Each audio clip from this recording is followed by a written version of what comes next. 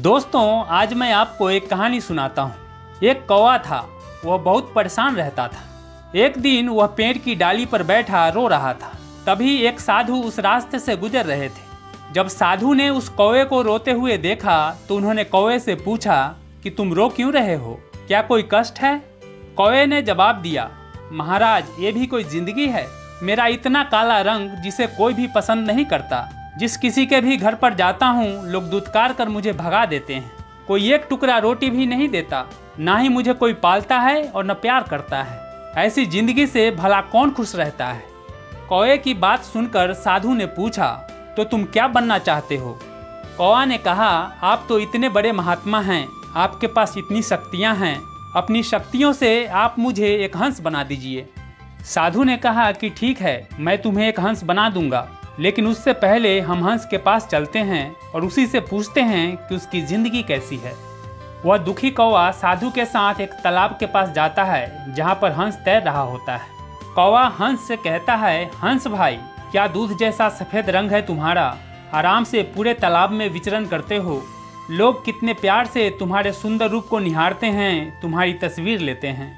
क्या मस्त जिंदगी है तुम्हारी, तुम तो बहुत खुश रहते होगे। कौवे की बात सुनकर हंस चिढ़कर बोला, क्या बकवास करते हो, ये भी कोई जिंदगी है? ये सफ़ेद रंग भला कोई रंग होता है?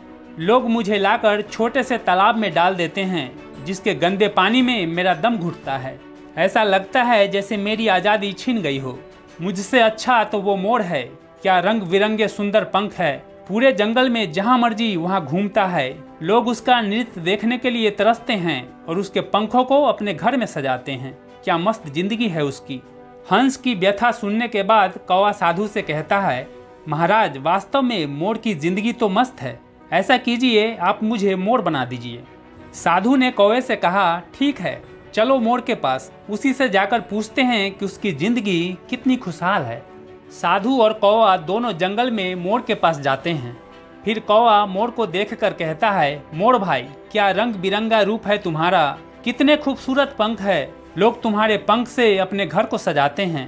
तुम्हारा नृत्य देखने के लिए लोग घंटों इंतजार करते हैं। क्या मस्त जिंदगी जीते हो, तुम तो बहुत खुश होगे। कौवा की बात सुनकर मोर नाराज होते हुए बोला, क्यों मजाक करते हो, ये भी कोई जिंदगी है? हर वक्त मौत का डर लगा रहता है। लोग हमें पकड़कर एक एक करके हमारे सारे पंख नोच कर निकाल देता है और ले जाकर शहर में बेचता है।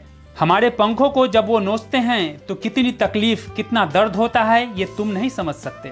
मुझसे अच्छा तो वो तोता है जिसे कितने प्यार से लोग पालते हैं। उसे खाने के लिए मीठे मीठे फल देते हैं, काजू किशमिश बादाम तक खिलाते हैं। उसे किसी चीज की कोई फिक्र नहीं होती, कितना मस्त जीता है। मोर की बात सुनकर कौवा साधु से कहता है, हे महात्मा, मोर सही कह रहा है। ऐसा कीजिए, आप मुझे एक तोता बना दीजिए। साधु कहते हैं कि ठीक है, चलो तोते के पास चलते हैं, उसी से पूछते हैं कि उसकी जिंदगी कैसी है। दोनों जंगल में आगे बढ़ते हैं। काफी देर ढूंढने के बाद उन्हें पेड़ पर बैठा एक तोता दिखाई देता है। तोते को देखकर कौवा बोलता है, मिट्ठू मियाँ, क्या मस्त जिंदगी है तुम्हारी, कितना सुंदर हरा रंग है, तुम कितना मीठा बोलते हो। लोग तुम्हें कितने प्यार से पालते हैं, खाने के लिए कितनी अच्छी अच्छी चीजें देते हैं। तुम इंसान के जैसे बोलते हो, तुम कितने खुशनसीब हो।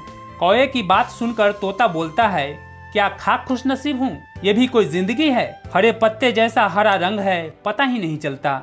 लोग हमें पकड़कर पिंजरे में डाल देते हैं। उस छोटे से पिंजरे में कैद होकर हमारा दम घुटता है। लोग हमारी आज़ादी छीन लेते हैं तो उस छोटे से पिंजरे में ही हमारे जीवन का दी एंड हो जाता है।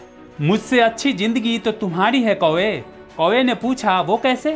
तोते ने जवाब दिया, मुझे कभी भी कोई भी शिकारी पकड़कर पिंजरे में डाल सकता है, लेकिन तुम्हें किसी का कोई डर नहीं है। ना तुझे कोई पकड़ने वाला है, ना पिंजरे में डालने वाला, ना ही कभी जान का खतरा है।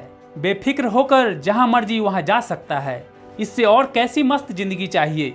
काश मैं भी तुम्हारी तरह एक कौवा होता। फिर कौवा साधु से कहता है, महाराज, मुझे क्षमा कर दीजिए, मैंने व्यर्थ ही आपको परेशान किया। मेरी जिंदगी जैसी है परफेक्ट है, मुझे अब कोई शिकायत नहीं है। दोस्तों, इस कहानी से हमें जीवन की सबसे अहम सीख मिलती है कि आप जो हैं, जिस भी अवस्था में हैं, जिस भी परिवेश में हो, आप मस्त हो, आप सबसे अलग हो, यूनिक हो। ऊपर वाले ने आप जैसा कोई भी दूसरा इंसान इस दुनिया में नहीं बनाया है। इसलिए किसी से भी आप अपनी तुलना मत कीजिए। खुद को कंपेयर करना बंद कर दीजिए, क्योंकि ये आपको तकलीफ के सिवा कुछ नहीं देते। डॉक्टर APJ अब्दुल कलाम साहब ने भी कहा है कि आप दूसरों के जैसे नहीं हो, सबसे अलग हो, यूनिक हो, और यही आपकी सबसे बड़ी ताकत है।